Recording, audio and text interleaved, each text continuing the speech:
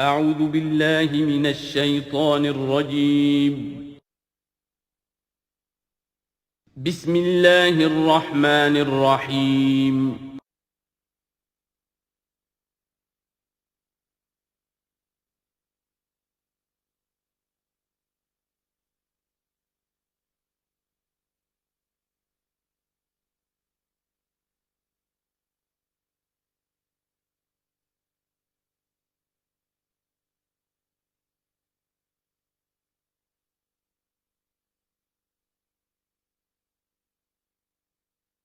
اعوذ باللہ من الشیطان الرجیم بسم اللہ الرحمن الرحیم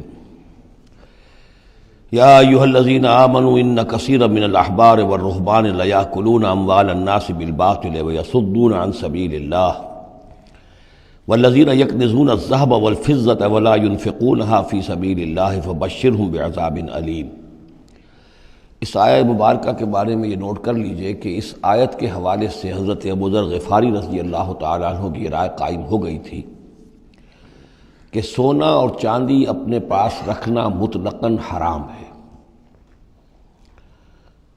جو لوگ کہ سونا اور چاندی اپنے پاس رکھتے ہیں، جمع کرتے ہیں، گاڑھتے ہیں، ان کو کنز بناتے ہیں، خزانہ بناتے ہیں اس کے لیے، تو یہ رائے اگرچہ ان کی صحیح نہیں تھی، اس لیے کہ جو دین کا عام قانون ہے وہ یہ ہے کہ انسان حلال ذریعے سے کمائے، اس میں سے جو وہ خرچ کرے اللہ کی راہ میں وہ ٹھیک ہے، اس کو اس کا اجر ملے گا۔ اگر وہ کچھ رکھتا ہے اپنے پاس تو وہ حرام نہیں ہے، بلکہ پھر یہ کہ وہ اس کی اولاد کو منتقل ہو جائے گا، قانون وراثت ہوگا۔ اگر اپنے پاس کچھ رکھنا ہی نہ ہو تو پھر وراثت کس چیز میں ہوگی؟ اس لیے قانون تو وہی ہے، البتہ یہ ہے کہ وہ جو کہا گیا ہے کہ اللہ کی راہ میں خرچ کرو، خرچ کرو، خرچ کرو، کتنا کرو، قل العفو، تو یہ ایک روحانی تعلیم ہے، اخلاقی تعلیم ہے کہ جمع نہ کرو، اللہ کی راہ میں خرچ کر دو۔ البتہ جو مال بھی آپ نے جمع کیا ہے، آپ نے حلال ذریعے سے کمایا تھا اور اس کی زکوٰۃ بھی آپ نے ادا کر دی ہے، تو وہ مال آپ اپنے پاس رکھ سکتے ہیں، خواہ وہ سونے اور چاندی کی شکل میں ہو۔ چنانچہ اسی پر پھر فیصلہ ہوا حضرت عثمان کے زمانے میں، اور چونکہ حضرت ابو ذر غفاری اس پر اڑے ہوئے تھے اور اس سے ایک فتنہ پیدا ہو رہا تھا مسلمانوں کے اندر، ایک اختلاف، تو پھر حضرت ابو ذر غفاری کو حضرت عثمان نے حکم دے دیا تھا کہ وہ مدینے سے باہر چلے جائیں۔ وہ پھر ایک صحرا میں کسی جگہ پر کٹیا ڈال کر رہتے تھے۔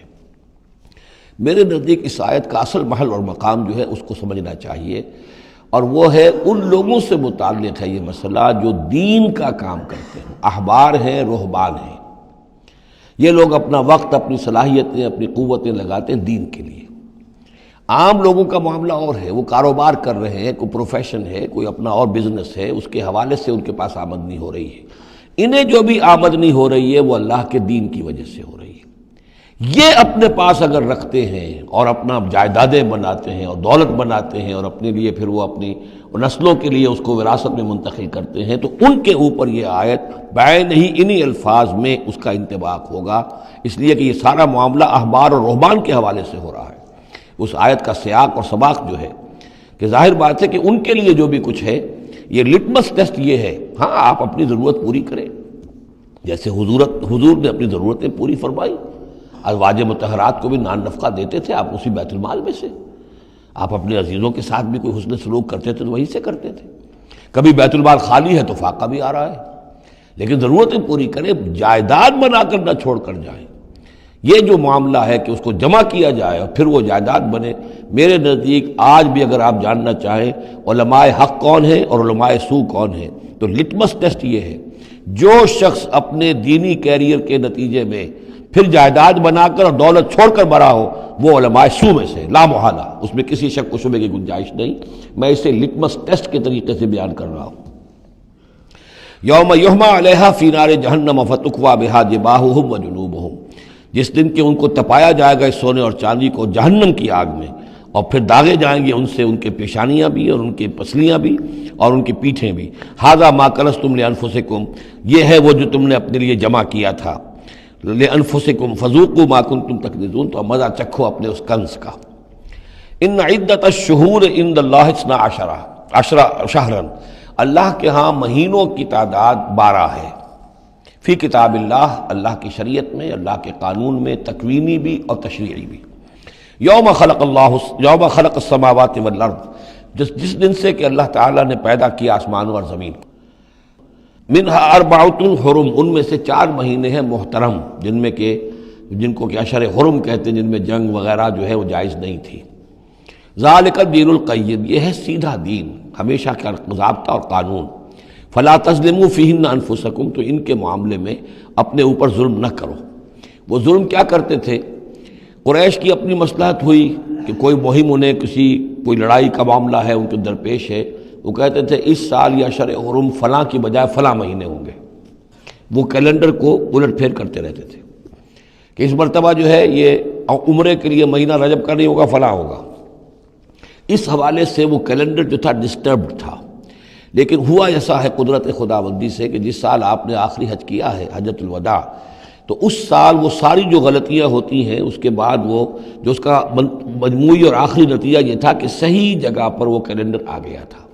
اسی لیے حضور نے اپنے خطبہ حجۃ الوداع میں کہا ہے کہ استدار الزمان کہیئتہ یوم خلق اللہ السماوات والارض، یہ زمانہ اور یہ کیلنڈر جو ہے، تقویم جو ہے، یہ پورا چکر لگا کر ساری غلطیوں اور ترمیموں میں سے ہو کر اب ٹھیک اسی جگہ پر پہنچ گئی ہے جس مقام پر کہ اللہ نے، جس تقویم پر کہ اللہ تعالیٰ نے آسمان اور زمین کو پیدا کیا تھا، اور آج کے بعد سے ان مہینوں کے اندر کوئی الٹ پھیر نہیں ہو سکے گا۔ وَقَاتِلُوا الْمُشْرِكِينَ كَافَّةً كَمَا يُقَاتِلُونَكُمْ كَافَّةً، اور مشرکوں سے بھی جنگ کرو ایسے ہی سب کے ساتھ جیسے کہ وہ تم سے جنگ کرتے ہیں، جل کر، ہر حال میں اور جمع ہو کر۔ وَاعْلَمُوا أَنَّ اللَّهَ مَعَ الْمُتَّقِينَ، اور جان لو کہ اللہ تعالیٰ جو ہے متقین کے ساتھ ہے۔ إِنَّمَا النَّسِيءُ زِيَادَةٌ فِي الْكُفْرِ، یہ جو مہینوں کو ہٹا دینا تھا ادھر سے ادھر، یہ پھیر دینا جو ہے اشہر حرم کا، یہ بڑھائی ہوئی بات ہے کفر کی۔ یضل بہ الذین کفروا، اس کے ذریعے سے گمراہ ہوئے ہیں وہ لوگ جنہوں نے کفر کیا۔ یحلونہ عاما، حلال کر لیتے ہیں اس مہینے کو 1 سال، ویحرمونہ عاما، اور 1 سال اسے حرام قرار دے دیتے ہیں۔ لیواطئوا عدۃ ما حرم اللہ، تاکہ تعداد پوری کر لیں اس کی جو اللہ نے حرام ٹھہرائے ہیں۔ 4 مہینے حرام ہیں آگے پیچھے پھیر کر، لیکن تعداد پوری کر دی۔ فَيُحِلُّوا مَا حَرَّمَ اللَّهُ، اس کا نتیجہ کیا نکلتا ہے کہ جو اللہ کی طرف سے محترم مہینہ تھا وہ ان کے حساب سے، ان کی غلطی سے پھر وہ حلال ہو جاتا ہے، پھر حلال کر لیتے ہیں وہ مہینہ جو اللہ نے حرام کیا ہے۔ زُيِّنَ لَهُمْ سُوءُ أَعْمَالِهِمْ، اسی طریقے سے ان کے جو برے اعمال ہیں ان کے لیے مزین کر دیے گئے، کھبا دیے گئے ان کی نگاہوں میں۔ وَاللَّهُ لَا يَهْدِي الْقَوْمَ الْكَافِرِينَ، اور اللہ کافروں کو ہدایت نہیں دیتا۔ یہاں وہ 5 رکوع ختم ہوئے ہیں کہ جن کا تعلق ہے نبی اکرم صلی اللہ علیہ وسلم کی بعثت خاصہ الی اہل العرب، اس کی تکمیل ہو گئی، اس کے مقاصد پورے ہو گئے، اس کے ضمن میں آخری احکام دے دیے گئے۔ اب جہاں سے جو شروع ہو رہا ہے 6 رکوع سے، یہ میں نے آپ کو بتایا تھا کہ یہ غزوہ تبوک کا مسئلہ ہے، اس کا پس منظر بھی بیان کر چکا ہوں۔ سن 6 میں صلح حدیبیہ ہوئی، حضور صلی اللہ علیہ وسلم نے اس کے بعد آپ اپنے پیغامبر، ایلچی، اپنے خطوط، نامہ ہائے مبارک بھیجے۔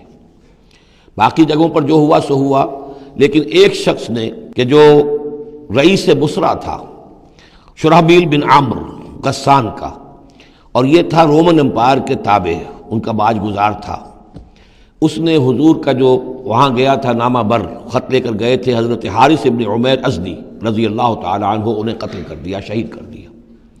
سفیر کا قتل جو ہے وہ گویا کہ اعلان جنگ ہوتا ہے، لہذا حضور نے ایک لشکر تیار کیا، 3000 مسلمانوں کو جمع کیا، حضرت زید ابن حارثہ کو ان کے اوپر امیر بنایا، اور لشکر بھیجا موتا کی طرف۔ یہ جنگ موتا ہوئی ہے سن 8 میں، جمادی الاولیٰ سن 8 میں جنگ موتا ہوئی ہے۔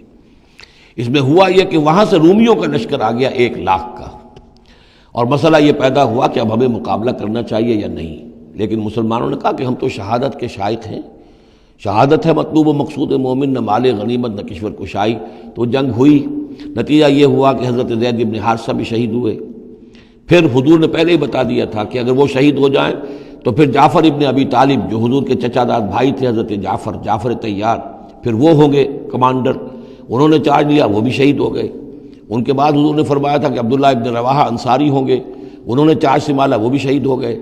پھر آخر کار حضرت خالد ابن ولید نے خود اپنے ہاتھ میں کمان سنبھالی، اور کسی طریقے سے وہ اپنے اس لشکر کو بچا کر لے آئے۔ تو یہ صورتحال ہوئی جنگ موتا کی۔ اس کے بعد نبی اکرم صلی اللہ علیہ وسلم نے پھر اعلان عام کیا کہ اب میں خود جاؤں گا، اور اب وہ جنگ تبوک کا مسئلہ ہوا کہ اب تمام مسلمان ہر صاحب ایمان کے لیے میرے ساتھ نکلنا ضروری ہے۔ ہم تبوک تک جائیں گے۔ تبوک آخری سرحد تھی کہ جو رومن امپائر جہاں سے شروع ہو جاتی تھی، یہ حجاز کا آخری شہر ہے۔ مدینے سے جہاں تک میرا اندازہ ہے کوئی 300 ساڑھے 300 میل شمال میں ہے، اور بڑا سخت جو ہے صحرا درمیان میں آتا ہے۔ شدید گرمی کا موسم تھا، شدید گرمی کا موسم، تب طویل سفر۔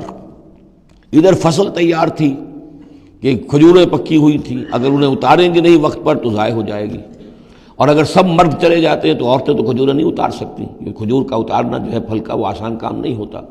یہ سارے ایسے امتحانات جمع ہو گئے کہ اس کے لیے اہل ایمان کا بھی آخری امتحان ہو گیا، جس کے نتیجے میں جو منافقین تھے ان کا گویا کہ تش تش بام ہو گیا، ان کا معاملہ، ان کی کمزوریاں، ان کی خباثتیں کھل کر سامنے آ گئیں۔ تو یہ یوں سمجھیے کہ یہ 11 رکوع منافقین کے موضوع پر قرآن مجید کا آخری مقام اور ذروۂ سنام ہے۔ جیسے کہ اس سے پہلے سورہ نساء کے اندر بہت بڑا حصہ جو ہے، تقریباً نصف سورت جو ہے وہ متعلق تھی منافقین سے ہی۔ یہاں پر بھی یوں سمجھیے کہ یہ 11 رکوع جو ہیں وہ بہت سے مضامین اس میں آئیں گے، لیکن یہ کہ ایک جو درمیان میں یوں سمجھیے کہ جو دھاگا ہوتا ہے جس میں موتی پروئے ہوئے ہیں، ان میں وہی منافقین کا مضمون ہے۔ تو اس میں یہ ہے کہ آپ کو معلوم ہے کہ حضور 30,000 کا لشکر لے کر گئے تھے، اور اس میں وہاں جا کر ہرقل اگرچہ موجود تھا، ہرقلیس، لیکن اس نے مقابلے میں آنے کی جرت نہیں کی۔ وہ پہچان چکا تھا کہ یہ اللہ کے رسول ہیں، اور میں اگر براہ راست ان کے مقابلے میں آؤں گا تو مار کھا جاؤں گا۔ حضور وہاں مقیم رہے، وہاں کے آس پاس کے لوگ آئے، انہوں نے معاہدے کیے، اپنی سرحدوں کو آپ نے محفوظ کیا، اور پھر آپ واپس آ گئے۔ گویا کہ جنگ کی نوبت نہیں آئی، لیکن یہ کہ دھاک بیٹھ گئی حضور کی اور مسلمانوں کی کہ سلطنت روما نے پسپائی اختیار کی ہے، رومن امپائر مقابلے میں آنے کی ہمت نہیں کر سکی۔ تو وہ جو بھی جنگ موتا کی وجہ سے جو کچھ ہوا اکھڑی تھی، اللہ تعالیٰ نے اس ہوا کو دوبارہ جو ہے قائم کر دیا۔ بہرحال اس کے بعد یہ سلسلہ آگے بڑھا حضرت ابوبکر کے زمانے میں، کیونکہ حضور نے اپنے مرض وفات میں بھی ایک لشکر تیار کر دیا تھا، اور زید ابن حارثہ رضی اللہ تعالیٰ عنہ کے بیٹے حضرت اسامہ ابن زید کو اس کا سربراہ مقرر کیا تھا۔ جب آپ کا انتقال ہوا ہے تو وہ لشکر تیار تھا۔ اب اس موقع پر جو منافقین کی جان پر بن گئی تو خطاب تو شروع ہو رہا ہے یا ایھا الذین آمنوا سے، لیکن وہ بات ذہن میں رکھ لیجیے جو میں نے سورہ نساء میں آپ سے کہی تھی کہ منافقین سے بھی خطاب ہوتا ہے تو یا ایھا الذین آمنوا کے صیغے سے ہوتا ہے، اس لیے کہ وہ بھی مسلمان تھے، ایمان کا دعویٰ کرتے تھے۔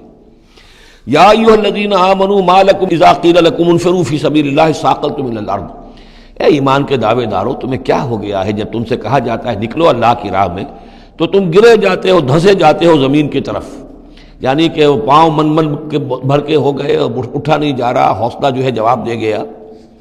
ارضیتم بالحیات الدنیا من الآخرہ، اب یہ وہی سرچنگ کویسچن، ذرا سوچو کیا تم نے آخرت کی بجائے دنیا کی زندگی کو قبول کر لیا ہے؟ دعوے دار تو ہو ایمان بالآخرت کے، لیکن اگر تم اللہ کی راہ میں جنگ کے لیے نکلنے کے لیے تیار نہیں ہو تو اس کا مطلب یہ کہ تم آخرت ہاتھ سے دے کر اور دنیا خرید رہے ہو۔ فما متاع الحیات الدنیا فی الآخرۃ الا قلیل، تو جان لو کہ دنیا کی پوری زندگی کا ساز و سامان آخرت کے مقابلے میں کچھ بھی نہیں ہے، نہ ہونے کے برابر ہے، بہت قلیل۔ الا تنفروا، اگر نہیں نکلو گے اللہ کی راہ میں، یعذبکم عذابا علیما، تمہیں عذاب دے گا، دردناک عذاب، ویستبدل قوما غیرکم، اور تمہیں ہٹا کر کسی اور قوم کو لے آئے گا۔ اس نے اپنے دین کا جھنڈا اٹھوانا ہے، تم نہیں اٹھاتے، تمہیں دفع کرے گا، ریجیکٹ کرے گا، مردود کر دے گا اور کسی اور قوم کو لے آئے گا۔ ولا تضروہ شیئا، اور تم اللہ کا کوئی نقصان نہیں کر سکو گے۔ واللہ علی کل شیء قدیر، اللہ ہر چیز پر قادر ہے۔ الا تنصروہ، اگر تم ان کی مدد نہیں کرو گے یعنی حضور کی، فقد نصرہ اللہ اذ اخرجہ الذین کفروا ثانی اثنین اذ ہما فی الغار، جبکہ کافروں نے انہیں اپنے گھر سے اور مکے سے نکلنے پر کر دیا تھا، جبکہ دو میں کے دوسرے تھے، دو ہی تھے، حضور تھے اور حضرت ابوبکر تھے رضی اللہ تعالی عنہ۔ اذ ہما فی الغار، جبکہ وہ دونوں غار میں تھے۔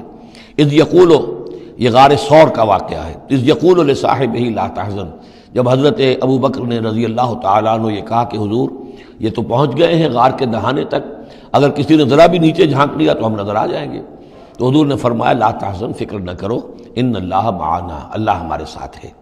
فانزل اللہ سکینتہ علیہ، تو اللہ تعالیٰ نے تسکین اور سکون نازل کر دیا ان پر، وایدہ بجنود لم تروہا، اور ان کی مدد فرمائی ان لشکروں سے جنہیں تم نہیں دیکھتے، وجعل کلمۃ الذین کفروا السفلی، اور جس کا نتیجہ یہ نکلا ہے کہ کافروں کا کلمہ جو ہے وہ نیچا پڑ چکا ہے، پورے جزیرہ نما عرب کے اندر اللہ کا دین جو ہے غالب آ چکا ہے۔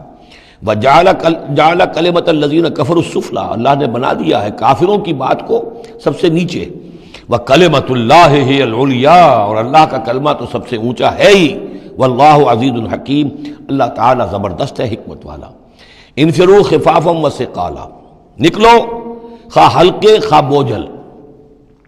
یہ ہلکے اور بوجھل کے دو پہلو ہو سکتے ہیں، یا تو داخلی طور پر بوجھل دل کے ساتھ نکلو یا آمادگی کے ساتھ نکلو، نکلنا پڑے گا.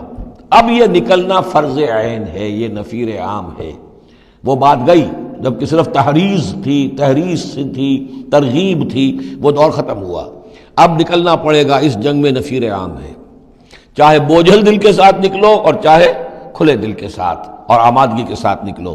اور اس کے ایک معنی یہ بھی ہو سکتے ہیں، چاہے تمہارے پاس ساز و سامان کافی ہے تب بھی نکلو، کم ساز و سامان ہے تب بھی نکلو. تو خارجی طور پر بھی ہو سکتا ہے یہ بوجھل اور ہلکا، اور داخلی طور پر بھی. وَجَاهِدُوا بِأَمْوَالِكُمْ وَأَنفُسِكُمْ فِي سَبِيلِ اللَّهِ، اور جہاد کرو اللہ کی راہ میں اپنے اموال سے اور اپنی جانوں سے. ذَلِكُمْ خَيْرٌ لَكُمْ إِن كُنتُمْ تَعْلَمُونَ، یہی تمہارے لیے بہتر ہے اگر تم علم رکھتے ہو. لَوْ كَانَ عَرَضًا قَرِيبًا، اگر انہیں توقع ہوتی کہ مال قریب ہی ہے، قریب ہی ہمیں مال مل جائے گا، غنیمت مل جائے گی. وَسَفَرًا قَاصِدًا، اور اس کے لیے سفر بھی جو ہے وہ چھوٹا ہے، بڑا نہیں ہے. لَاتَّبَعُوكَ، تو یہ سب اے نبی آپ کی پیروی کرتے، آپ کے ساتھ چلتے. وَلَٰكِن بَعُدَتْ عَلَيْهِمُ الشُّقَّةُ، لیکن ان کو تو بڑی بھاری پڑ رہی ہے، بڑی دور کی مسافت نظر آ رہی ہے، اتنا دور. اور اس میں اعلان کر دیا تھا حضور نے.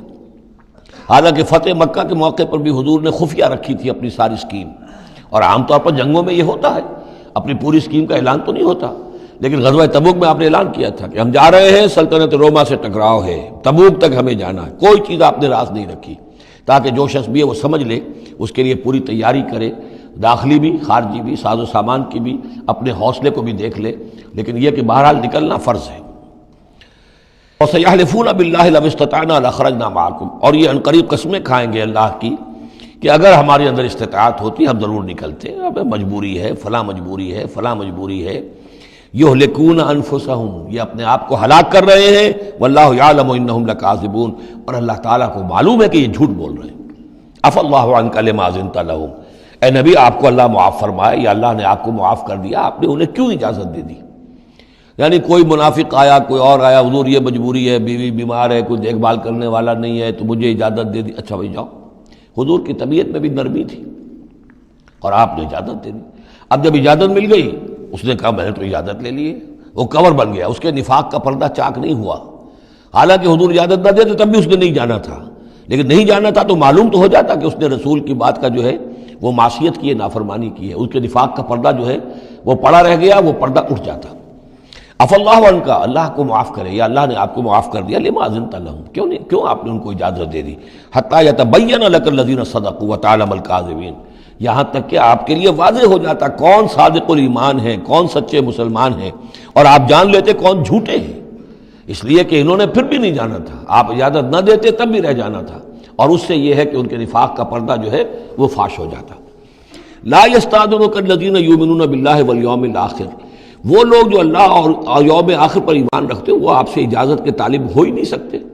ان یجاہدوا باموالہم وانفسہم، کیا وہ اس سے اجازت مانگیں گے کہ انہیں معاف کر دیا جائے اللہ کی راہ میں جہاد نہ کرنے سے جانوں اور مال کے ساتھ؟ ایمان کا تو لازمی تقاضا ہے. پھر وہ جو ڈیفینیشن میں نے آپ کو بتائی سورہ حجرات میں، انما المؤمنون الذین آمنوا باللہ ورسولہ ثم لم یرتابوا وجاہدوا باموالہم وانفسہم فی سبیل اللہ، وہ تو اس کا جزو لازم ہے، شرط لا ینفک ہے. لہذا جو لوگ اللہ پر اور یوم آخر پر ایمان رکھتے ہیں وہ آپ سے ایگزمپشن نہیں مانگ سکتے جہاد فی سبیل اللہ سے. واللہ علیم بالمتقین، اور اللہ تعالیٰ جو ہے اپنے متقی بندوں سے خوب واقف ہے. انما یستأذنک الذین لا یؤمنون باللہ والیوم الآخر، اصل میں جو اجازت مانگ رہے ہیں آپ سے، ایگزمپشن مانگ رہے ہیں، رخصت مانگ رہے ہیں، یہ وہ لوگ ہیں جو حقیقتاً اللہ پر اور یوم آخر پر ایمان نہیں رکھتے. وارتابت قلوبہم، اور ان کے دل جو ہے شکوک میں پڑ گئے ہیں. سورہ حجرات کی اس آیت میں کیا ہے؟ انما المؤمنون الذین آمنوا باللہ ورسولہ ثم لم یرتابوا، پھر شک میں نہ پڑے. یہاں فرمایا ورتابت قلوبہم، ان کے دلوں کے اندر شکوک کے ڈیرے ہیں. فَهُمْ فِي رَيْبِهِمْ يَتَرَدَّدُونَ، اور وہ اپنے اسی شک و شبے کے اندر بھٹک رہے ہیں. تردد بھی یہی ہوتا ہے، تذبذب، تردد، چلوں نہ چلوں، یہ جو متردد ہو جاتا ہے آدمی. کبھی چاہتا ہے چلنا چاہیے بھائی، ورنہ تو یہ کہ اب جو ہے بالکل پردہ فاش ہو جائے گا اور میں منافق قرار دے دیا جاؤں گا۔ اس کے بعد پھر یہ کہ پھر نہیں، کوئی نہ کوئی جھوٹی بہانہ بناؤ، قسم کھا لو۔ وَلَوْ أَرَادُوا الْخُرُوجَ لَأَعَدُّوا لَهُ عُدَّةً، اور اگر انہوں نے نکلنے کا ارادہ کیا ہوتا تو اس کے لیے ساز و سامان فراہم کرتے، جیسے کہ کیا جاتا ہے، آدمی سفر کے لیے تیاری کرتا ہے۔ انہوں نے تیاری نہیں کی۔ وَلَٰكِن كَرِهَ اللَّهُ انبعاثَهُم، تو اللہ تعالیٰ ہی نے ان کا نکلنا پسند نہیں فرمایا۔ فَثَبَّتَهُمْ، اور ان کو بوجھل کر دیا، ان کو روک دیا۔ وَقِيلَ اقْعُدُوا مَعَ الْقَاعِدِينَ، اور ان سے کہہ دیا گیا رہو، بیٹھ رہنے والوں کے ساتھ تم بھی بیٹھ رہو۔ اس کی حکمت آگے آئے گی۔ لو خرجوا فیکم، اگر یہ نکلتے آپ کے ساتھ، اے مسلمانوں تمہارے ساتھ، ما زادوکم الا خبالا، تو نہ اضافہ کرتے تمہارے لیے مگر خرابی کا۔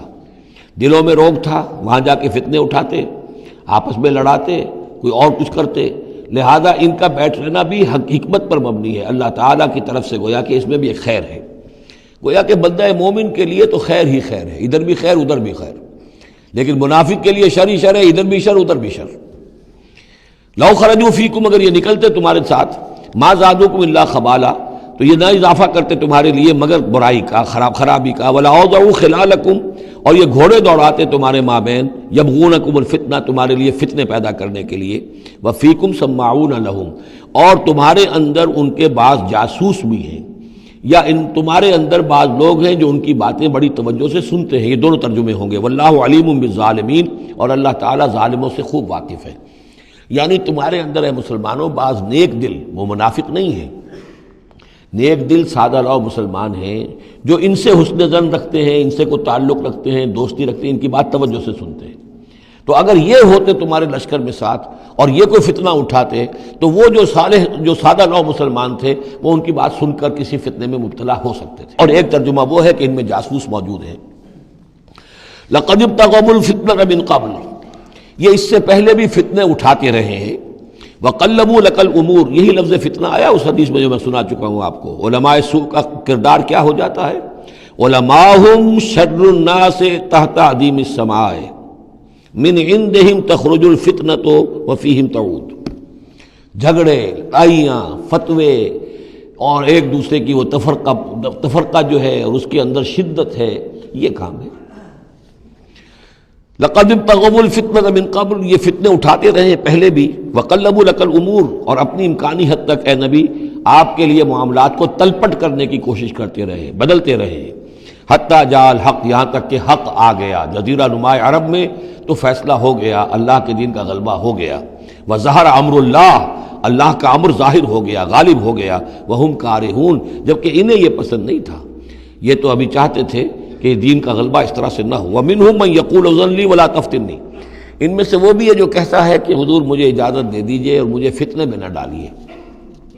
یہ ایک بہت ہی مردود شخص تھا، جد ابن قیس لعنت اللہ علیہ، یہ منافقین میں سے تھا۔ یہ آیا اور اس نے بڑا استہزاء کا انداز اختیار کیا حضور کے ساتھ۔ حضور مجھے تو آپ اجازت دے دیجئے۔ کیوں بھائی، کیا معاملہ ہے، کیا مجبوری ہے؟ حضور میں ذرا حسن پرست قسم کا انسان ہوں، اور وہ شام کی طرف آپ جا رہے ہیں، شامی عورتیں بہت خوبصورت ہوتی ہیں، تو میں تو اپنے اوپر قابو نہیں رکھ سکوں گا، میں فتنے میں مبتلا ہو جاؤں گا، تو آپ مجھے فتنے سے بچا لیں۔ وَمِنْهُمْ مَنْ يَقُولُ اذن لِّي وَلَا تَفْتِنِّي، اور ان میں سے وہ بھی ہے جو کہتا ہے کہ مجھے تو اجازت دے دیجئے، ایکسیپٹ کر دیجئے، اور مجھے فتنے میں نہ ڈالیے، میں آپ کے ساتھ جاؤں گا تو فتنے میں پڑ جاؤں گا۔ أَلَا فِي الْفِتْنَةِ سَقَطُوا، آگاہ ہو جاؤ، فتنے میں تو پڑ چکے، اور فتنہ کون سا ہوگا؟ جو بدبخت اس قسم کا معاملہ کر رہا ہے، بدترین فتنے کا شکار تو ہو چکا۔ وَإِنَّ جَهَنَّمَ لَمُحِيطَةٌ بِالْكَافِرِينَ، اور یقیناً جہنم جو ہے ان کافروں کا احاطہ کیے ہوئے ہے۔ ان تصبک حسنۃ تسوء، اے نبی اگر آپ کو کوئی اچھی بات پہنچتی ہے، کوئی فتح ہوتی ہے، کوئی خیر آتا ہے، کوئی اچھی خبر آتی ہے، تسوء انہیں بری لگتی ہے۔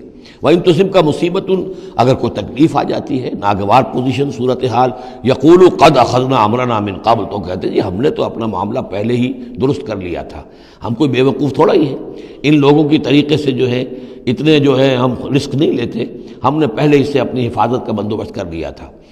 یقولوا قد اخذنا امرنا من قبل ویتولوا وهم فرحون، اور وہ پیٹھ پھیرتے ہیں اور بڑے شاداں فرحاں ہوتے ہیں کہ مسلمانوں پر مصیبت آ گئی اور ہم بچ گئے۔ قل لن یصیبنا الا ما کتب اللہ لنا، یہ آیتیں تو ہر شخص کو یاد کر لینی چاہیے۔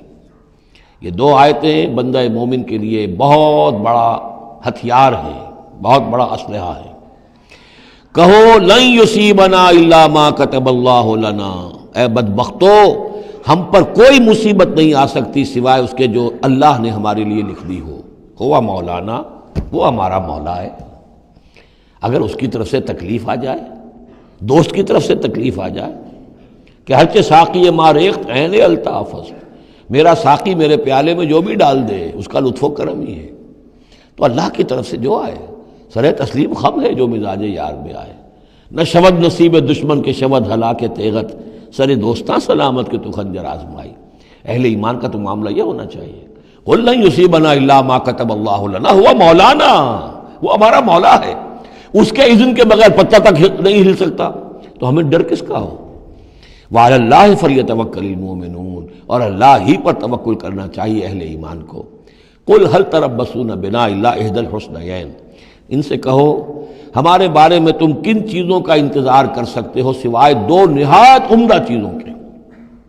یہ حسنیین کیا ہے؟ احسن، احسن افعل و تفضیل ہوا، اس سے مؤنث بنا حسنا، حسنا کا تثنیہ بنا تو حسنیین، دو نہایت احسن صورتوں کے سوا ہمارے لیے تیسری ہے ہی نہیں۔ کیا مطلب؟ ہم سب اللہ کی راہ میں شہید ہو جائیں، احسن، ہم کامیاب ہو کر آ جائیں، احسن، تیسری کیا بات ہے؟ تو ہمارے لیے تو خیر ہی خیر ہے، ڈراتے ہمیں کس سے ہو؟ قل هل تربصون بنا، یہ تم ڈرا رہے ہو ہمیں اور جو کہہ رہے ہو ہمیں کس چیز کا خوف؟ ہمارے لیے دو انجام ہو سکتے ہیں ممکن، اور دونوں ہمارے نزدیک نہایت احسن ہے۔ اللہ کی راہ میں شہادت مل جائے، شہادت مطلوب و مقصود مومن، نہ مال غنیمت نہ کشور کشائی۔ جو حق کی خاطر جیتے ہیں مرنے سے کہیں ڈرتے ہیں جگر، جب وقت شہادت آتا ہے دل سینوں میں رقصاں ہوتے ہیں۔ اور اگر ہم کامیاب ہو کر آ گئے تو تم بھی کہو گے کہ بھائی یہ تو بڑی کامیابی، ہمارے لیے تو کامیابی کامیابی ہے۔ قل هل تربصون بنا الا احدى الحسنيين ونحن نتربص بكم، اور ہم منتظر ہیں تمہارے بارے میں ان يصيبكم الله بعذاب من عنده، کہ اے منافقو اللہ تم پر کوئی عذاب اپنے خاص اپنے پاس سے نازل کرے، او بأيدينا، یا کوئی وقت آ جائے کہ ہمیں اجازت دے دی جائے کہ ہم تمہاری گردنیں اڑائیں، جیسے کہ اعلان عام کفار کے بارے میں ہوا، ہو سکتا ہے کہ ایسا ہو جائے۔ فتربصوا انا معكم متربصون، تو کرو انتظار، ہم بھی تمہارے ساتھ انتظار کر رہے ہیں۔ قل انفقوا طوعا وكرها، اب یہ ایک اور بات ہوتی ہے جی میں جا تو نہیں سکتا، یہ چندہ حاضر ہے، کچھ پیسے جو ہے میں لے آیا ہوں ساز و سامان، لیکن مجھے آپ ایگزمپٹ کر دیں، یہ چندہ قبول کر لیں۔ قل انفقوا طوعا وكرها، کہہ دیجئے ان سے کہ چاہے خرچ کرو خوشی سے اور چاہے مجبوری سے، لن يتقبل منکم، یہ تم سے قبول نہیں کیا جائے گا، انکم کنتم قوما فاسقین، اس لیے کہ تم نافرمان لوگ ہو۔ اس وقت جو ہے پیسہ بدل نہیں ہوگا، اس وقت تو جانا ہے، فرض عین ہے، نفیر عام ہے، اس وقت جو ہے یہ پیسہ اس کی جگہ پر کام نہیں کر سکتا۔ وما منعهم ان تقبل منهم نفقاتهم، اور نہیں محروم کیا انہیں اس بات سے کہ ان کے نفقات، ان کے خرچہ جو اللہ کی راہ میں چندہ دے رہے تھے ان کو قبول کیا جاتا، الا انهم كفروا بالله وبرسوله، اس لیے مگر اس بات نے کہ انہوں نے کفر کیا ہے اللہ کے ساتھ اور اس کے رسول کے ساتھ۔ ولا یاتون الصلاۃ الا وهم کسالى، اور وہ نماز کے لیے نہیں آتے مگر بہت ہی کسل مند۔ ولا ينفقون الا وهم کارہون، اور جو یہ خرچ بھی کرتے ہیں تو کراہت کے ساتھ کرتے ہیں، مجبوراً کرتے ہیں، وہ تو جان بچانے کے لیے خرچ کرنے کے لیے آمادہ ہو گئے ہیں، ورنہ انہیں مال جو ہے بڑا پیارا ہے۔ فلا تعجبک اموالهم ولا اولادهم، تو اے نبی اور اے مسلمانوں تمہیں ان کے مال اور ان کی اولاد ان سے دھوکہ نہ کھاؤ، اچھے نہ لگے تمہیں، تم سمجھتے ہو کہ اللہ کی بڑی نعمتیں ہیں ان پر، یہ دولت والے منافق تھے، بچا بچا کر رکھتے تھے، دولت والے تھے، ان کی اولاد بھی اللہ نے دی ہے، اللہ تعالیٰ تو دنیا میں پھر اور دے دیتا ہے ان کو جن کا آخرت میں کوئی حصہ نہیں ہے، کہ جو بھی کچھ ہے یہیں پر اپنا حساب کتاب کر لے۔ فلا تعجب کا، تو تعجب نہ کرو اس کے مال اور اولاد کے بارے میں، بہت سخت الفاظ آ رہے، انما یرید اللہ لیعذبہم بہا فی الحیات الدنیا، اللہ تعالیٰ چاہتا یہ ہے کہ انہی چیزوں کے ذریعے سے انہیں دنیا کی زندگی میں عذاب دے۔ یہی اولاد سوہان روح بھی بن جاتی ہے، یہی بڑا چہیتا لاڈلا بیٹا جس کے لیے کیا کچھ کیا ہے، اور ہو سکتا ہے کہ وہی جو ہے باپ کے لیے سوہان روح بن جائے۔ یہی مال و دولت جو ہے وَتَزْهَقَ أَنفُسُهُمْ وَهُمْ كَافِرُونَ، اور اللہ چاہتا ہے کہ ان کی جانیں نکلیں اسی کفر کی حالت میں۔ وہ لپٹے رہے اسی مال سے اور اپنی اولاد سے اور اپنی دولت سے اور جائیداد سے، اور ان کو آنکھ ان کی کھلنی نصیب نہ ہو، تاکہ اللہ تعالیٰ چاہتا ہے کہ آخری عذاب کے مستحق بن جائیں۔ فلا تعجبک اموالهم ولا اولادهم انما يريد الله ليعذبهم بها في الحیاۃ الدنیا وتزهق انفسهم وهم کافرون ويحلفون بالله انهم لمنكم، اور وہ قسمیں کھا کر کہتے ہیں ہم بھی آپ کے ساتھ ہیں، مسلمانوں میں سے ہی ہیں، ہماری بات کا اعتبار کیجئے۔ وما هم منکم، لیکن مسلمانوں یہ تو حقیقت میں تم میں سے نہیں ہے، ولکنہم قوم یفرقون، بلکہ اصل میں یہ ڈرے ہوئے خائف ہیں، خوف کی وجہ سے جب اسلام کا غلبہ ہو گیا ہے یہ اپنے آپ کو مسلمان ظاہر کر رہے ہیں۔ لو یجدون ملجا و مغارات و مدخلا، اگر یہ پالیں کہیں کوئی پناہ کی جگہ یا کوئی غار مغارات اور مدخلا جہاں سر گھسانے کی جگہ ہو، لولوا الیہ وہم یجمعون، تو یہ اسی کی طرف لوٹ جائیں گے اور اپنی رسیاں توڑا لیں گے، جیسے کوئی جانور رسی توڑا کے بھاگتا ہے۔ یہ تو خوف ہے ان کا کہ اب دین غالب آ گیا جزیرہ نما عرب میں، اب جائیں کہاں ہم؟ اگر کوئی جائے پناہ ہوتی ان منافقین کے لیے، کہیں سر گھسانے کی جگہ ہوتی، چھپانے کی جگہ ہوتی، تو یہ بھاگ گئے ہوتے۔ وَمِنْهُمْ مَنْ يَلْمِزُكَ فِي الصَّدَقَاتِ، اور اے نبی ان میں سے وہ بھی ہیں جو آپ پر الزام لگاتے ہیں، ملامت کرتے ہیں آپ کو صدقات کے بارے میں۔ حضور جب زکوٰۃ کا مال آتا تھا تو آپ تقسیم کرتے تھے، اب ظاہر بات ہے کہ لوگ ہیں کھڑے ہیں، کسی کو کچھ زیادہ ہو گیا کسی وقت، کسی کو آپ نے سمجھا کہ زیادہ مستحق زیادہ دے دیا، تو ایک منافق تھا اس نے حضور کو ٹوک دیا، اعدل یا محمد، اے محمد عدل کرو، یہ کیا کر رہے ہو، ناانصافی کر رہے ہیں۔ تو حضور کو غصہ آیا اس پر صلی اللہ علیہ وسلم، ان لم عادل فمن یعدل، اگر میں عدل نہیں کروں گا تو کون کرے گا؟ لیکن یہ کہ بہرحال اس کا بھی ذکر ہو رہا ہے، وَمِنْهُمْ مَنْ يَلْمِزُكَ فِي الصَّدَقَاتِ، ان میں سے وہ لوگ بھی ہیں جو آپ پر طعن کرتے ہیں خیرات کے بانٹنے میں، صدقات اور زکوٰۃ کی تقسیم میں۔ فَإِنْ أُوتُوا مِنْهَا رَضُوا، اگر ان کے کھتے بھر دیے جائیں، انہیں دیا جائے تو راضی ہیں۔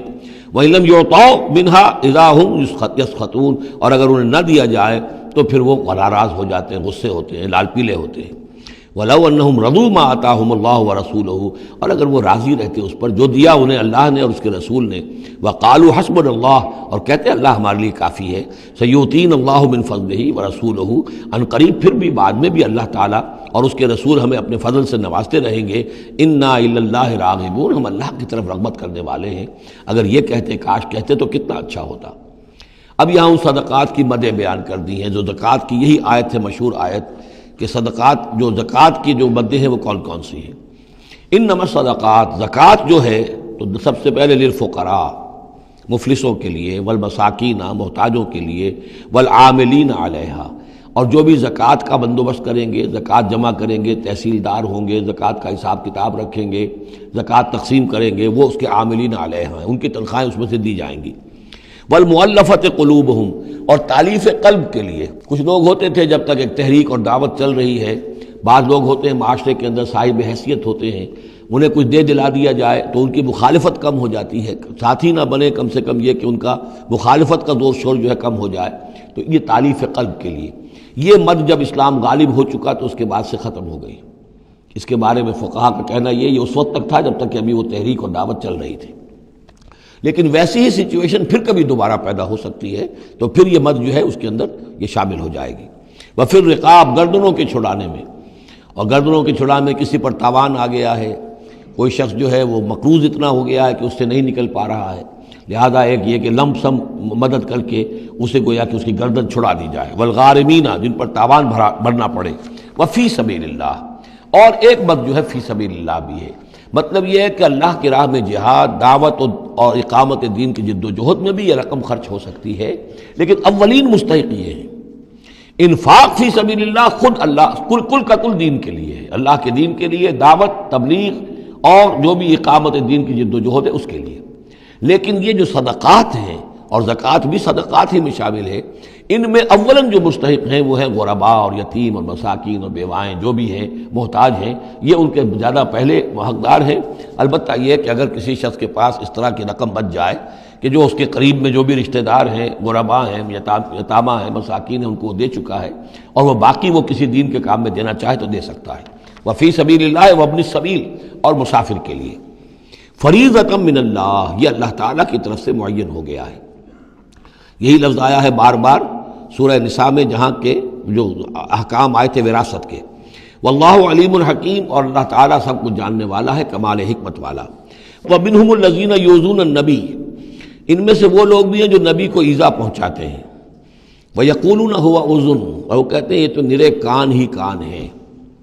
ایک تو محاورہ ہمارے ہاں کان کا کچا ہونا وہ اور معنی میں ہے، لیکن یہ کہتے تھے کہ ہم نے جا کر جھوٹ بولا، حضور میری بیوی بیمار ہے، اور انہوں نے مان لیا کہ یہ کان ہی کان ہے، یہ صرف جو کچھ کہہ دیتے ہیں مان لیتے ہیں، سن لیتے ہیں، ہوا اذن، یہ تو نرے کان ہے بس۔ یہ بھی حضور کی توہین۔ وَمِنْهُمُ الَّذِينَ يُؤْذُونَ النَّبِيَّ وَيَقُولُونَ هُوَ اذن قُلْ اذن خَيْرٌ لَكُمْ، کہہ دیجئے یہ کان تمہارے لیے بہتر ہیں، بہتری کے لیے ہیں، تمہاری خیریت اسی میں ہے۔ یؤمن باللہ و یؤمن للمؤمنین، یہاں پہ یہ ایمان کے ساتھ بے اور لام کا فرق واضح ہو جائے گا۔ وہ یقین رکھتے ہیں اللہ پر اور بات مان لیتے ہیں مومنوں کی، یہ ان کی شرافت ہے، یہ ان کی نجابت ہے، یہ ان کی مروت ہے۔ وہ جانتے ہیں تم جھوٹ بول رہے ہو لیکن نہیں کہتے کہ تم جھوٹ بول رہے ہو، یہ شرافت اور مروت کا معاملہ ہے، یہ نہیں ہے کہ انہیں معلوم نہیں ہے۔ بندہ مومن جو ہے وہ تو یہ ہے کہ اتقوا فراست المومن، مومن کی فراست سے ڈرو، فإنہ ينظر بنور اللہ، وہ اللہ کے نور سے دیکھتا ہے۔ تو جو عام مومن کا معاملہ یہ ہو تو رسول کا معاملہ کیا ہوگا؟ کیا انہیں پتہ نہیں چلتا تھا کہ جھوٹ بول رہے ہیں؟ لیکن آپ کی مروت اور شرافت۔ قل اذن خیر لکم یؤمن باللہ و یؤمن للمؤمنین ورحمۃ للذین آمنوا منکم، اور جو تم میں سے واقعی مومن ہیں ان کے حق میں رحمت ہے۔ والذین یؤذون رسول اللہ لہم عذاب علیم، اور جو ایذا پہنچاتے ہیں اللہ کے رسول کو ان کے لیے بڑا دردناک عذاب ہے۔ یحلفون باللہ لکم لیرضوکم، اے مسلمانوں یہ تمہارے سامنے قسمیں کھاتے ہیں اللہ کی تاکہ تمہیں راضی کریں۔ اب ظاہر بات ہے کہ حضور کا تو جا کر بہانہ جو کیا اور لے کر آ گئے، اب مسلمانوں سے بھی کہہ رہے ہیں، قسمیں کھا کھا کر اپنے یقین دلا رہے ہیں کہ ہم مخلص ہیں، آپ ہمارے شک نہ کریں۔ یحلفون باللہ لکم لیرضوکم، تاکہ تمہیں راضی کر لیں۔ واللہ ورسولہ احق ان یرضوہ، اللہ اور اس کا رسول زیادہ حقدار ہیں کہ وہ انہیں راضی کریں، ان کانوا مومنین، اگر وہ واقعتاً مومن ہیں۔ الم یعلموا انہ من یحادد اللہ ورسولہ، کیا وہ جانتے نہیں ہیں کہ جو کوئی بھی مقابلہ کرے گا اور سرکشی کرے گا اللہ اور اس کے رسول کے مقابلے میں آ جائے گا، فان لہ نار جہنم خالدا فیہا، تو اس کے لیے تو جہنم کی آگ ہے جس میں وہ ہمیشہ ہمیشہ رہے گا۔ ذالک الخزی العظیم، اور یہ بہت بڑی رسوائی ہے۔ یحذر المنافقون ان تنزل علیہم سورۃ تنبئہم بما فی قلوبہم، اے مسلمانوں یہ منافق ڈرتے رہتے ہیں کہ کہیں ایسا نہ ہو کہ مسلمانوں پر کوئی ایسی صورت نازل ہو جائے کہ جو ان کو ہمارے دلوں کی حالت بتا دے۔ اللہ کی طرف سے وحی آ سکتی ہے، ہم جو کہ جھوٹ بول رہے ہیں ہمارا پردہ چاک کر دیا جائے اور ہمارا جو ہے وہ ہمارے لیے شامت آ جائے۔ قل استہزئوا، کہیے کہ نہیں ڈرتے، ابھی تم استہزاء کرتے رہو، ان اللہ مخرج ما تحذرون، لیکن بہرحال ایک وقت آئے گا جس چیز سے تم ڈر رہے ہو اللہ اسے ظاہر کر دے گا، عیاں کر دے گا۔ وَلَئِن سَأَلْتَهُمْ لَيَقُولُنَّ، اور اگر آپ ان سے پوچھیں گے تو کہیں گے اِنَّا كُنَّا نَخُوضُ وَنَلْعَبُ، وہ جب بکواس کرتے تھے آپس میں، حضور کے خلاف بات کر رہے ہیں، کسی مومن صادق کے اوپر کوئی تہمت لگا رہے ہیں، اب اگر کسی نے جا کر کوئی بات بتا دی حضور کو کہ فلاں شخص تو یہ کہہ رہا تھا، عبداللہ ابن ابی یہ کہہ رہا تھا، فلاں نے یہ کہا ہے، حضور نے بلایا، طلب کیا، پوچھا، تو اب وہاں پر آئیں گے وَلَئِن سَأَلْتَهُمْ، اگر پوچھیں گے، باز پرس کریں گے آپ ان سے، لَيَقُولُنَّ، وہ لازماً کہیں گے اِنَّمَا كُنَّا نَخُوضُ وَنَلْعَبُ، یہ تو ویسے ہی ذرا گپ بازی میں لگے ہوئے تھے، یہ تو تھوڑی سی جو تھی ہماری گفتگو جو ہو رہی تھی وہ لائٹ وین میں گفتگو ہو رہی تھی، اس کو خامخواہ اس شخص نے جو ہے وہ سنجیدگی سے لے لیا، ہم کھیل رہے تھے دل لگی میں، یہ بات ہم نے کہہ دی تھی۔ قُلْ أَبِاللَّهِ وَآيَاتِهِ وَرَسُولِهِ كُنتُمْ تَسْتَهْزِئُونَ، کہیے تو کیا تم اللہ کے ساتھ اور اس کی آیات کے ساتھ اور اس کے رسول کے ساتھ استہزاء کر رہے تھے؟ تمسخر، یہ دل لگی تمہاری، بازی بازی بارش بابا ہم بازی، اب اللہ اور رسول جو ہیں اور اس کی آیات جو ہیں وہ بھی تمہارے لیے تختہ برس بن گئی ہیں استہزاء اور تمسخر کا۔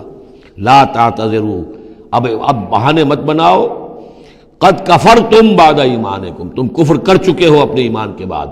ان نعفو عن طائفۃ منکم، اگر ہم تمہاری ایک جماعت کی طرف سے درگزر کریں گے، نعذب طائفۃ، تو کسی دوسری جماعت کو ہم عذاب بھی اب دیں گے، اب وہ وقت آ رہا ہے کہ تمہیں سزائیں بھی ملیں گی، بانہم کانوا مجرمین، اس لیے کہ وہ مجرم تھے۔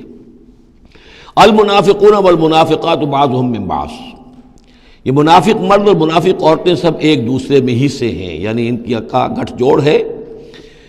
یامرون بالمنکر، یہ بدی کا حکم دیتے ہیں، بجائے اس کے کہ امر بالمعروف کرتے، یہ برائی کا حکم دیتے ہیں۔ وینہون عن المعروف، اور نیکی سے روکتے ہیں، مت خرچ کرو، سنبھال کے رکھو، پاگل ہو گئے ہو، آخر مستقبل کی فکر کرنی چاہیے، لہذا وہ نہی انل معروف اور امر بالمنکر، یامرون بالمنکر وینہون عن المعروف ویقبضون ایدیہم، اپنے ہاتھوں کو مٹھیوں کو بند رکھتے ہیں، خرچ نہیں کرتے، نسوا اللہ فنسیہم، انہوں نے اللہ کو بھلا دیا تو اللہ نے انہیں بھلا دیا، نظر انداز کر دیا۔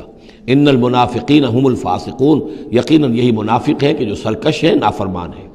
وعد اللہ المنافقین والمنافقات والکفار نار جہنم خالدین فیہا، اللہ نے وعدہ کیا ہے ان منافق مردوں اور منافق عورتوں سے اور تمام کفار سے آگ کا، جہنم کے آگ کا، خالدین فیہا جس میں وہ ہمیشہ ہمیشہ رہیں گے، ہی حسبہم، بس وہی ان کے لیے کفایت کرے گی، ولعنہم اللہ، اور اللہ تعالیٰ نے ان پر لعنت فرما دی ہے، ولہم عذاب مقیم، اور ان کے لیے عذاب ہے قائم رہنے والا، مسلسل دائم اور قائم عذاب۔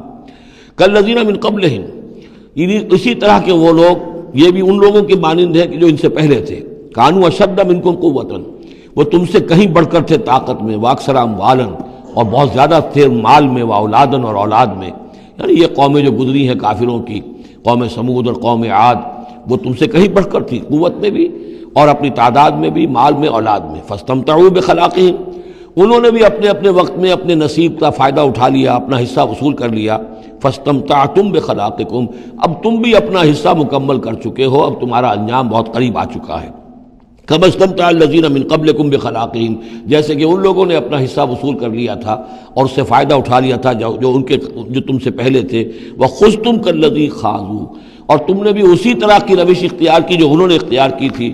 اولئک حبطت اعمالہم فی الدنیا والآخرہ، یہ وہ لوگ ہیں کہ جن کے تمام اعمال دنیا اور آخرت سب میں حبط ہو گئے۔ واولئک هم الخاسرون، اور یقیناً یہی ہے خسارے میں رہنے والے۔ الم یاتہم نبأ الذین من قبلہم، کیا ان کے پاس خبریں آ نہیں چکی ہیں ان کی جو ان سے پہلے تھے؟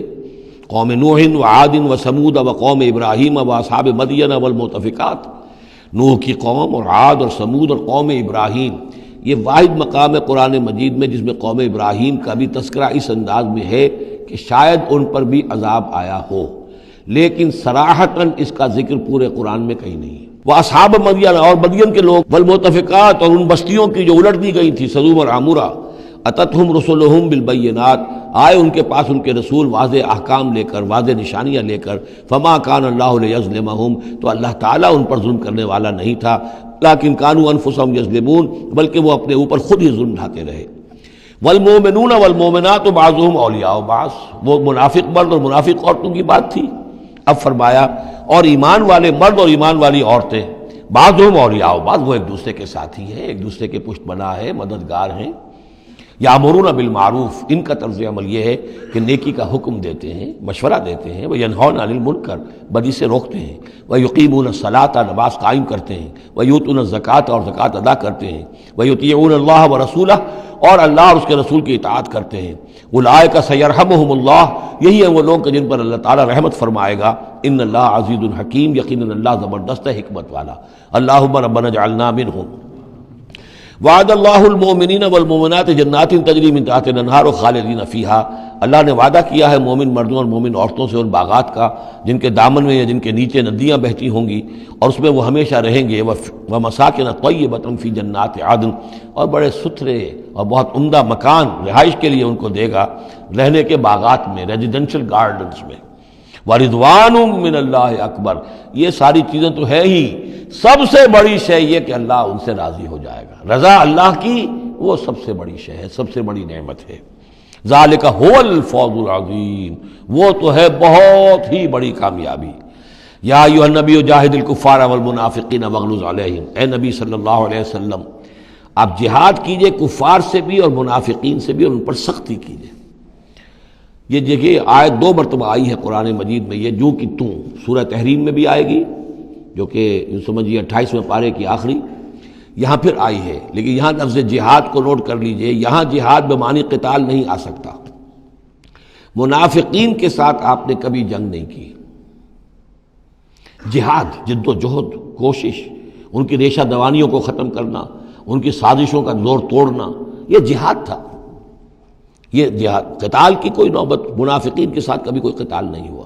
یہاں جہاد خالص اس جہاد کے معنی میں ہے جو قتال سے کم تر ہے، دون القتال۔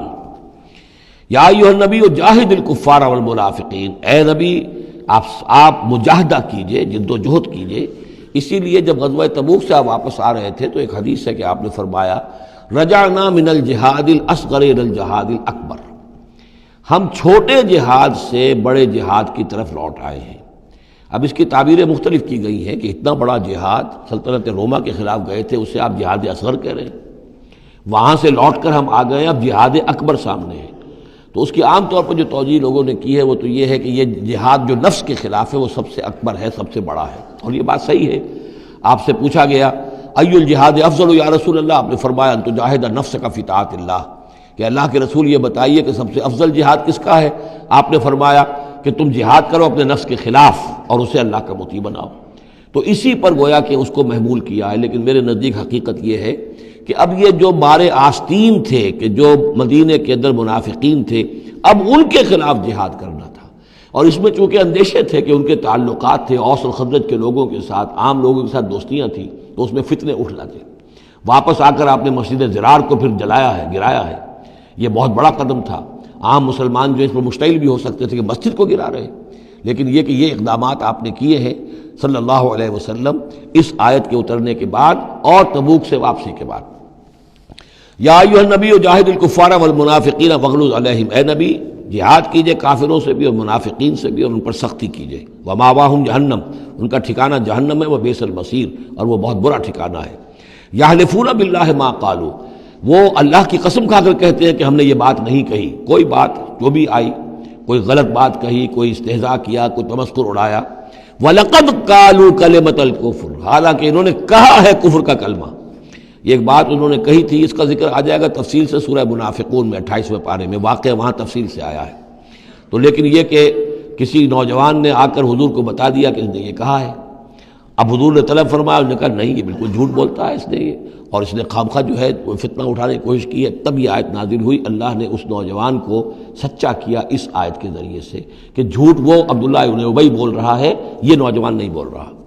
یحلفون باللہ ما قالوا، وہ قسم کھا رہے ہیں اللہ کی کہ ہم نے وہ بات نہیں کہی۔ وَلَقَدْ قَالُوا كَلِمَةَ الْكُفْرِ، حالانکہ انہوں نے کہا کلمہ کفر۔ وَكَفَرُوا بَعْدَ اسلامہم، اور وہ اپنے اسلام کے بعد کفر منکر ہو چکے، کفر کر چکے۔ وَهَمُّوا بِمَا لَمْ يَنَالُوا، اور انہوں نے ارادہ کیا تھا اس شے کا کہ جس کو وہ حاصل نہ کر سکے۔ یہ ایک خاص واقعہ ہوا تھا کہ جب تبوک سے واپس آپ آ رہے تھے تو ایک موقع پر آپ عام راستے سے، قافلے سے ذرا ہٹ کر ایک پہاڑی راستے کی طرف سے آپ کا گزر ہوا، اور وہ تنگ راستہ تھا، وہاں سے بس ایک ہی اونٹ ایک وقت میں گزر سکتا تھا۔ حضور کے ساتھ 2 آپ کے صحابہ تھے۔ وہاں ان لوگوں نے کوشش کی، منافقین نے، کچھ لوگ تھے کہ جنہوں نے اپنے ڈھاٹے باندھ لیے کہ پہچان میں نہ آئے، اور رات کی تاریکی میں انہوں نے ہاتھ چلایا، چاہتے تھے کہ حضور کو شہید کر دیں۔ بہرحال وہاں پر جو ہے کسی طریقے سے جو 2 آپ کے جانثار ساتھی تھے انہوں نے انہیں کھدیڑا، مار کر بھگایا۔ پھر حضور نے ان کو بتا بھی دیا تھا، جن میں حضرت حذیفہ ابن یمان بھی تھے رضی اللہ تعالی عنہ، اور حضرت عمار تھے، عمار ابن یاسر۔ ان دونوں کو بتا دیا تھا کہ فلاں فلاں نام ہے، یہ فلاں فلاں منافق ہے، لیکن یہ میرا راز رہے گا تمہارے پاس، تم نے یہ نام کسی کو بتانے نہیں ہے۔ یہ اسی لیے حضرت حذیفہ کا نام پڑ گیا تھا صاحب سر النبی، نبی کا ایک راز ہے ان کے پاس، نبی کے ایک رازدان، وہ حضرت حذیفہ ابن یمان۔ وَهَمُّوا بِمَا لَمْ يَنَالُوا، انہوں نے تو ارادہ کیا تھا وہ چیز جو وہ حاصل نہ کر سکے۔ وَمَا نَقَمُوا إِلَّا أَنْ أَغْنَاهُمُ اللَّهُ وَرَسُولُهُ، اور یہ نہیں انتقام لے رہے مگر اس شے کا کہ اللہ نے اور اس کے رسول نے انہیں غنی کر دیا ہے۔ اللہ اور ان کا رسول ان کی طلب مال کو دیکھ کر انہیں صدقات میں سے، مال غنیمت میں سے بفراغت دیتا رہا، من فضل ہی، اپنے فضل سے۔ وَإِن يَتُوبُوا يَكُ خَيْرًا لَّهُمْ، اب بھی اگر توبہ کر لیں تو یہ ان کے لیے بہتر ہوگا۔ وَإِن يَتَوَلَّوْا، اور اگر وہ پیٹ موڑیں گے، يُعَذِّبُهُمُ اللَّهُ عَذَابًا أَلِيمًا، اللہ انہیں عذاب دے گا، بہت دردناک عذاب، فی الدنیا والآخرہ، دنیا میں بھی اور آخرت میں بھی۔ وَمَا لَهُمْ فِي الْأَرْضِ مِن وَلِيٍّ وَلَا نَصِيرٍ، اور پوری زمین میں ان کے لیے نہ کوئی ولی ہوگا، پشت پناہ ہوگا، مددگار ہوگا، اور نہ ہی کوئی حامی ہوگا۔ وَمِنْهُمْ مَنْ عَاهَدَ اللَّهُ، اب یہ وہ 3 آیتیں آ گئی ہیں جو میری تقریروں میں بہت مرتبہ آئی ہیں، ہم مسلمانان پاکستان کے لیے خاص لمحہ فکریہ ہیں۔ مدینہ کے منافقین کی ایک خاص قسم کا تذکرہ ہو رہا ہے۔ وَمِنْهُمْ مَنْ عَاهَدَ اللَّهُ، ان میں سے وہ لوگ بھی ہیں جنہوں نے اللہ سے عہد کیا تھا، لَئِنْ آتَانَا مِنْ فَضْلِهِ، اگر اللہ ہمیں اپنے فضل سے نواز دے گا، غنی کر دے گا، دولت دے دے گا، دولت مند کر دے گا، لَنَصَّدَّقَنَّ وَلَنَكُونَنَّ مِنَ الصَّالِحِينَ، ہم خوب صدقہ خیرات کریں گے اور نیک بن جائیں گے۔ فَلَمَّا آتَاهُم مِّن فَضْلِهِ، جب اللہ نے انہیں نواز دیا اپنے فضل سے، غنی کر دیا، بخلوا بہ، اب اس دولت کے ساتھ بخل کیا، وتولوا وہم موردون، اور پیٹھ موڑ لی اور اعراض کیا، فعاقبہم نفاقا فی قلوبہم، تو اللہ نے سزا کے طور پر ڈال دیا ان کے دلوں میں نفاق۔ عاقبہم، عقوبت، سزا۔ دنیا میں نقد سزا یہ ملتی ہے اللہ سے کوئی وعدہ کر کے پھر جانے کی کہ نفاق جو ہے وہ دل میں پیدا ہو جاتا۔ یہ نفاق ہے پاکستان کے مسلمانوں کا روگ۔ پاکستان بنایا تھا، پاکستان کا مطلب کیا؟ لا الہ الا اللہ۔ ہندوستان کے مسلمان نے ووٹ دے کر اپنا فرض کفایہ ادا کر دیا کہ جاؤ بھائی، تم جو ہم پہ گزرے گی سو گزرے گی، تم جاؤ اور اسلام قائم کرو۔ ہم نے کیا کیا ہے؟ 50 برس سے زائد ہو گئے، کیا کیا ہے؟ اسلام کہاں ہے؟ یہ بے وفائی، یہ بد عہدی، اس کا نتیجہ کیا ہے؟ 3 نفاق ہیں جو اس قوم کے اوپر مسلط ہو گئے۔ نفاق باہمی، اب وہ قوم نہیں رہی، قومیتوں میں تحلیل ہو چکی ہے، اب عصبیتیں ہیں، صوبائیت ہے، لسانیت ہے، اور نہ معلوم کیا کچھ ہے، فرقہ واریت ہے۔ دوسرے، کردار کا بیڑا غرق ہو گیا۔ آیت المنافق ثلاث، حضور نے فرمایا منافق کی 3 نشانیاں ہیں، جس میں یہ تینوں چیزیں ہیں، خواہ وہ انسامہ وصلہ، چاہے روزہ رکھتا ہو، نماز پڑھتا ہو، اپنے آپ کو مسلمان سمجھتا ہو، وہ منافق ہے۔ جب بولے جھوٹ بولے، جب وعدہ کرے خلاف ورزی کرے، اور جب کہیں امین بنا دیا جائے خیانت کرے۔ وہ دیکھ لیجئے اپنی قوم کو، جو جتنا بڑا ہے الا ماشاء اللہ، ایکسیپشنز پروو دی رول، قانون یہی ہے، جو جتنا بڑا اتنا ہی جھوٹا، اتنا ہی خائن، اور اتنا ہی وعدہ خلاف۔ اور تیسرا اور میرے نزدیک سب سے بڑا نفاق جو ہے وہ ہمارے دستور میں ہے۔ The most sacred document of a state is the constitution۔ اور منافقت کا پلندہ ہے کہ ایک ہاتھ سے اسلام داخل کرتے ہیں، دوسرے سے نکال دیتے ہیں۔ ایک دفعہ دیکھیں تو اسلام ہی اسلام، کیا اللہ، اتنی بڑی بات۔ No legislation can be done repugnant to the Quran and the Sunnah۔ اتنی بڑی بات۔ یہ تو معلوم ہوتا ہے کہ سورہ الحجرات کی پہلی آیت کا ترجمہ کر کے دستور میں لکھ دیا، لیکن اس کے ساتھ ہی اس کے اوپر کوئی اس پہ عمل کرنا ضروری نہیں ہے، وہ لکھی رہے گی بس۔ اور ہم نے ایک آئیڈیالوجی کونسل بنا دی ہے، وہ اس کے مطابق سفارشات پیش کرتی رہے گی، اور ہر سال اس کی رپورٹ پیش ہو جایا کرے گی، خلاص۔ کوئی اس میں سینکشن نہیں، کوئی اس کے نافذ کرنے کی کوئی ذمہ داری نہیں، کوئی پابندی نہیں۔ فیڈرل شریعت کورٹ، کیا کہنے ہیں فیڈرل شریعت کو، بڑے بڑے چوٹی کے علماء، اور کیا کیا تنخواہیں ان کو ملی ہیں، اور کیا کیا مراعات ملی ہیں، وہ سب کچھ ہے، لیکن صورت کیا ہے؟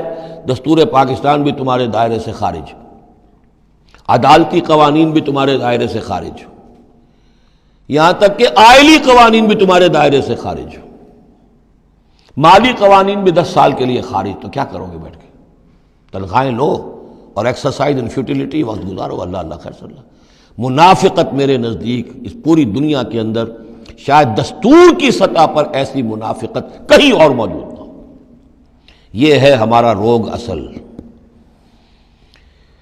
فَعَاقَبَهُمْ نِفَاقًا فِي قُلُوبِهِمْ، تو اللہ نے عقوبت کے طور پر، سزا کے طور پر ان کے دلوں میں نفاق پیدا کر دیا، إِلَىٰ يَوْمِ يَلْقَوْنَهُ، اور یہ نفاق اب رہے گا اس دن تک جس دن کے یہ ملاقات کریں گے اللہ سے۔ یہ کانٹا ان کے دلوں سے نکلے گا نہیں۔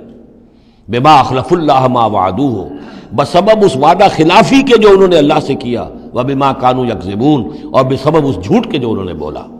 أَلَمْ يَعْلَمُوا أَنَّ اللَّهَ يَعْلَمُ سِرَّهُمْ وَنَجْوَاهُمْ، کیا انہیں یہ معلوم نہیں ہے کہ اللہ تعالیٰ ان کی چھپی اور کھلی چیزوں کو، چھپی چیزیں اور جو نجوا کرتے ہیں یہ لوگ بیٹھ کر آپس میں سازشیں کرتے ہیں، اللہ ان سے واقف ہے۔ وَأَنَّ اللَّهَ عَلَّامُ الْغُيُوبِ، اللہ تعالیٰ تو تمام غیب کا جاننے والا ہے۔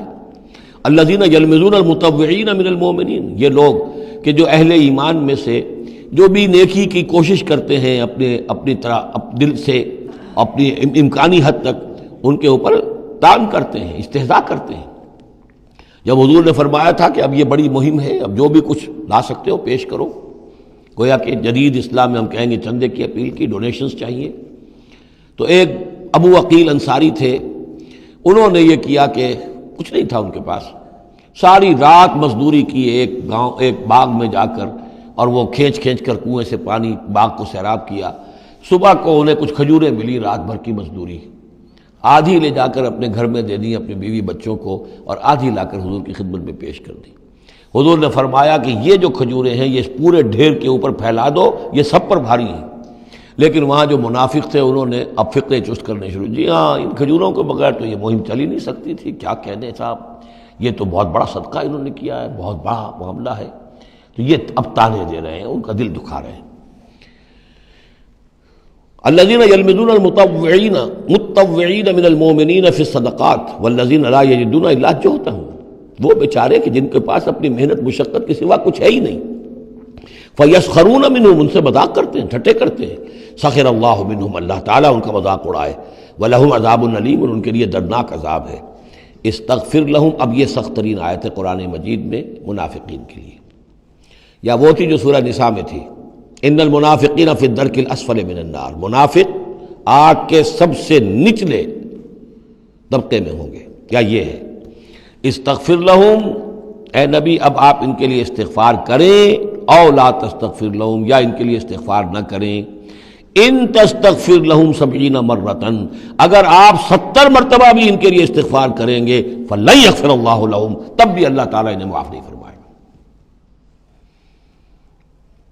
ذالک بانہم کفروا باللہ ورسولہ، یہ اس لیے کہ یہ اللہ اور اس کے رسول کے ساتھ کفر کر چکے.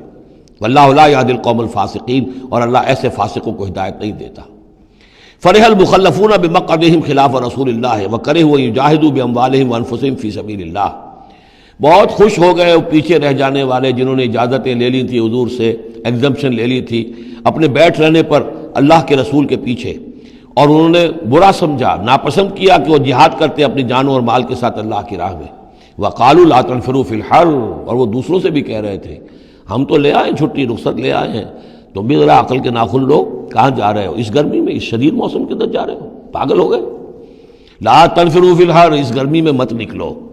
قل نار جہنم اشد حرا، اے نبی ان سے کہہ دیجئے جہنم کی آگ اس سے کہیں زیادہ گرم ہے. لو کانوا یفقہون، کاش کہ ان کو تفقہ حاصل ہوتا، فہم حاصل ہوتا. فلیضحکوا قلیلا ولیبکوا کثیرا، تو انہیں چاہیے کہ ہنسیں کم روئیں زیادہ. جزاء بما کانوا یکسبون، بدلہ اس کا کہ جو کمائی انہوں نے کی ہے. فإن رجعک اللہ الی طائفۃ منہم، تو اے نبی اگر اللہ تعالیٰ آپ کو لوٹا کر لے جائے، یہ 4 رکوع ختم ہو چکے تھے، 9ویں رکوع پر ان کے بارے میں تو تیقن کے ساتھ معلوم تھا کہ وہ غزوہ تبوک پر روانگی سے قبل آئے ہیں. یہ درمیان کا ہے کہ کچھ جاتے کچھ آتے، کچھ غزوہ تبوک کے وقت عین تبوک میں بھی وہی نازل ہوئی ہے، تو یہ وہ آیات ہیں. فإن رجعک اللہ، ظاہر بات ہے یہاں معلوم ہو رہا ہے کہ یہ کہیں تبوک میں یہ آیت نازل ہوئی ہے. اگر اللہ آپ کو لوٹا کر لے جائے ان کے کسی گروہ کے پاس، فاستاذنوک للخروج، اور پھر وہ آپ کے ساتھ نکلنے کی اجازت مانگے کسی اور دشمن کے خلاف، فقل لن تخرجوا معی ابدا، کہہ دیجیے گا اب تم میرے ساتھ کبھی نہیں نکلو گے، وہ آخری امتحان تمہارا ہو چکا، تم ناکام ہو چکے. ولن تقاتلوا معی عدوا، اور اب میرے ساتھ کسی دشمن کے ساتھ، میرے ساتھ ہو کر کسی دشمن کے ساتھ جنگ کرنے کا تمہیں موقع نہیں ملے گا. انکم رضیتم بالقعود اول مرۃ، تم پہلی مرتبہ راضی ہو گئے تھے بیٹھے رہنے پر، نفیر عام ایک ہی مرتبہ ہم نے کی اور تم پیچھے رہنے پر، بیٹھ رہنے پر راضی ہو گئے. فقعدوا مع الخالفین، اب ہمیشہ کے لیے پیچھے رہنے والوں کے ساتھ بیٹھ رہو. ولا تصلی علی احد منہم مات، اور اے نبی ان میں سے کوئی مر جائے تو اس کی نماز جنازہ ادا نہ کیجیے ابداً، کبھی بھی. ولا تقم علی قبرہ، اور اس کی قبر پر آپ کھڑے نہ ہوں. یہ دیکھیے یہ اب ان کی رسوائی کا سامان ہو رہا ہے. ابھی تک تو پردے پڑے ہوئے تھے، لیکن اب یہ ہے کہ حضور جو ہے جب انکار کرتے تھے کسی کی نماز جنازہ پر جانے سے معلوم ہو جاتا تھا کہ یہ منافق ہے. حضور نے اس کی نماز جنازہ میں شرکت سے انکار کیا. ولا تصلی علی احد منہم مات ابدا ولا تقم علی قبرہ، اور مت کھڑے ہوئیے اس کی قبر پر. انہم کفروا باللہ ورسولہ، یقیناً انہوں نے کفر کیا ہے اللہ اور اس کے رسول کے ساتھ. وماتوا وہم فاسقون، اور وہ مرے ہیں اسی حال میں کہ وہ نافرمان تھے. ولا تعجبک اموالہم واولادہم، یہ آیت پہلے بھی آ چکی ہے، آیت نمبر 55. صرف وہی ایک فرق ہے اس میں، وہاں فلا تعجب کا ہے، یہاں ولا تعجب کا. آپ کو زیادہ پسند نہ آئیں، اچھی نہ لگیں، نہ ان کے اموال نہ ان کی اولاد. انما یرید اللہ ان یعذبہم، یہاں لام کی بجائے ان آ گیا ہے. اللہ چاہتا یہ ہے کہ انہیں عذاب دے انہی چیزوں کے ذریعے سے دنیا میں. وتزہق انفسہم وہم کافرون، اور ان کی جانیں نکلیں اسی حالت کفر میں. بارک اللہ لی ولکم فی القرآن العظیم ونفعنی وإیاکم بالآیات والذکر الحکیم.